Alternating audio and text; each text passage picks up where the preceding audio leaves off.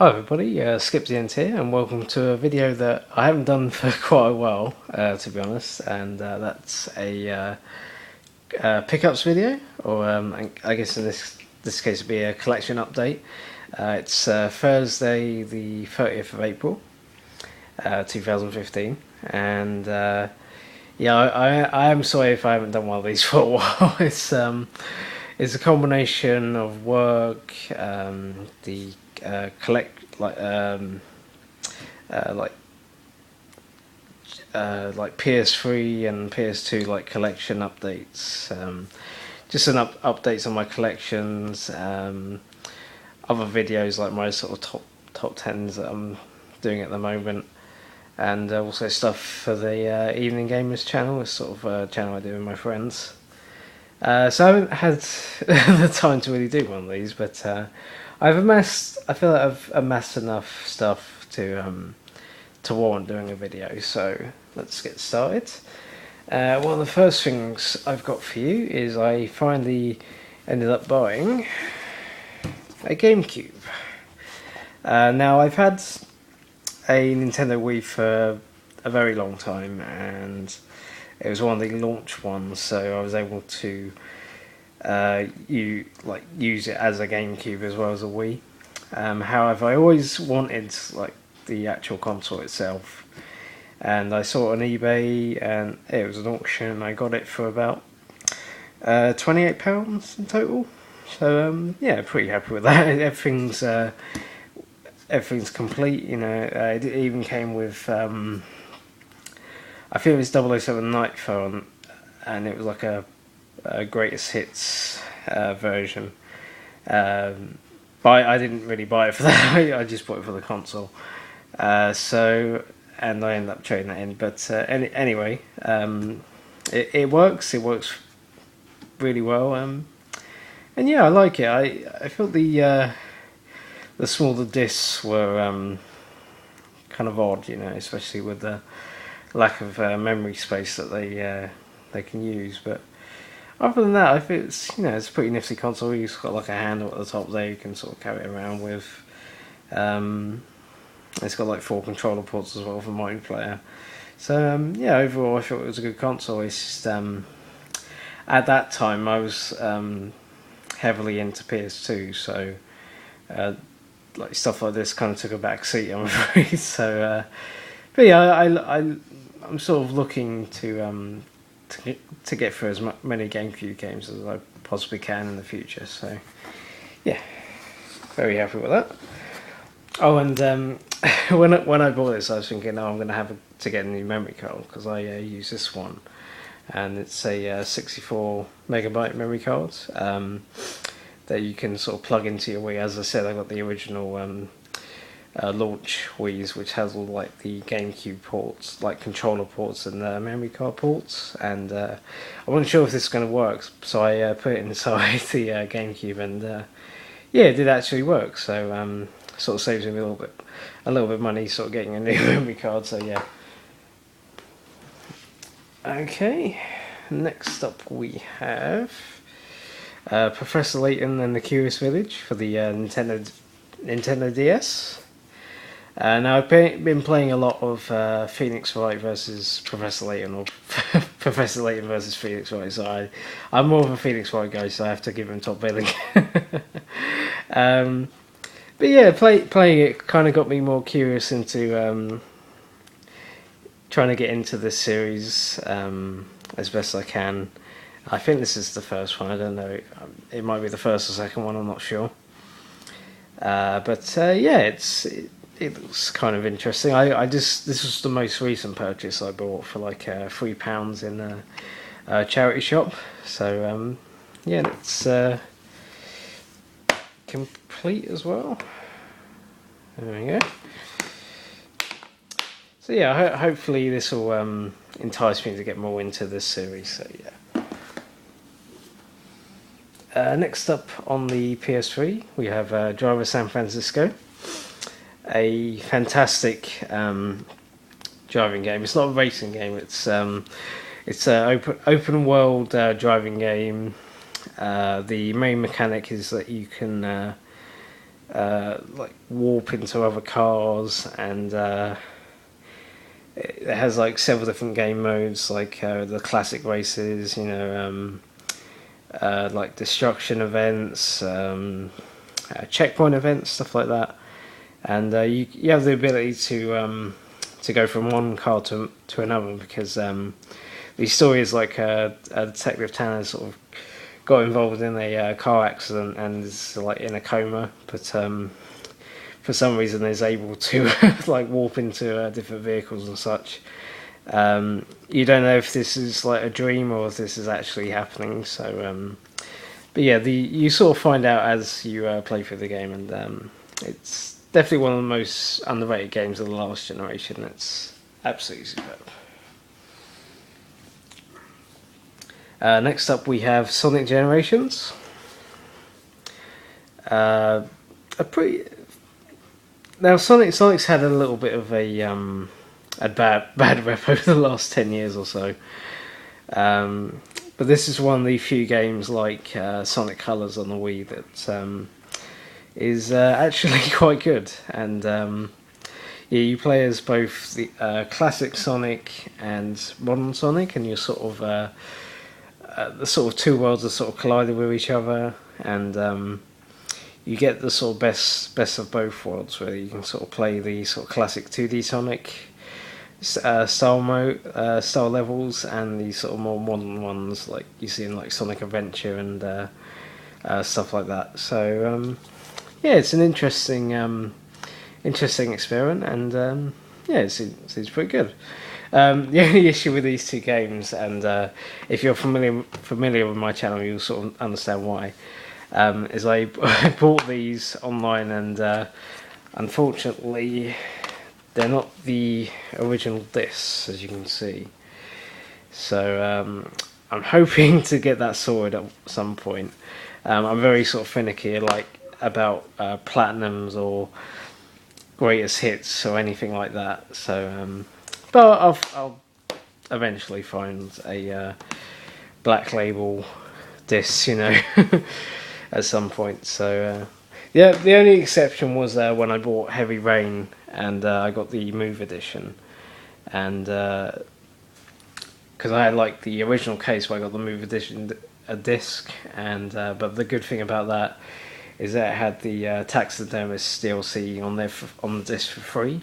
So I thought I can't really complain about that. So yeah. Okay, got a lot of PS4 games to show you. First one is Shadow Warrior. I got this during the January sales for about £15, which is quite good because it's around £40 new. And this is like a more classic FPS, similar to games like Duke Nukem 3D and like Doom and stuff like that. And yeah, it's pretty fun. It's a nice little throwback to the old school days of FPS games. I wish there were more games like this as well. So yep. Next we have Saints Row. This comes with Saints Row 4 Re-Elected and Get Out of Hell. And this is a sort of third-person action game. So initially this was similar to Grand Theft Auto. However, with this one in particular, you have like superpowers now, and you have the ability to fly and like freeze enemies and various different other like powers. And it's sort of now it's more of a clone of games like Crackdown, Prototype, and other games like that. And it's a nice refreshing change from the sort of style it was going for before, like the sort of GTA sort of clone it had with the first two games in particular.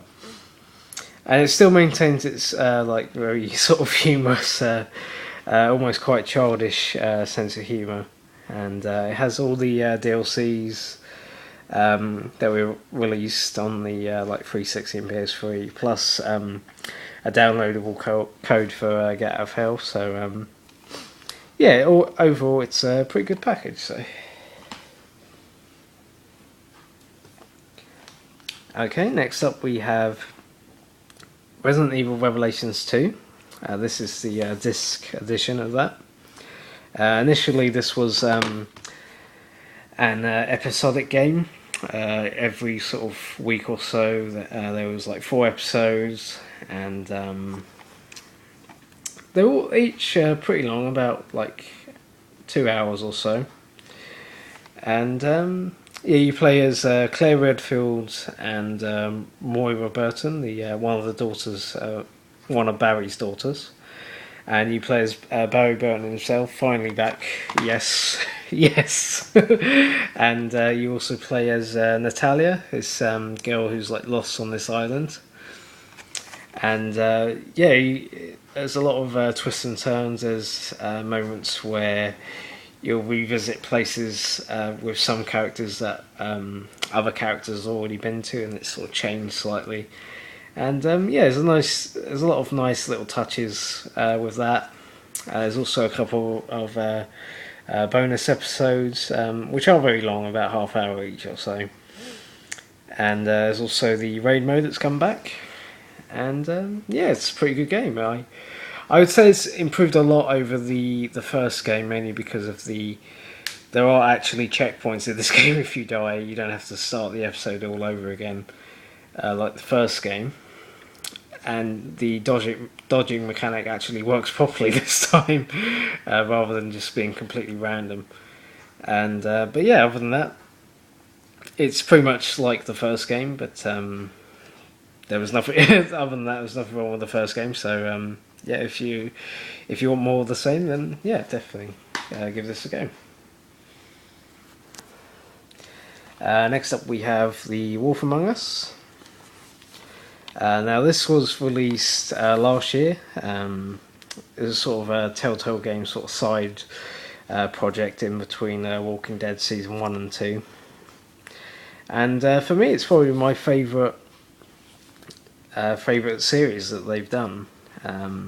Mainly because of the whole style, the characters actually get enough time to sort of develop properly. Unlike Walking Dead Season 2.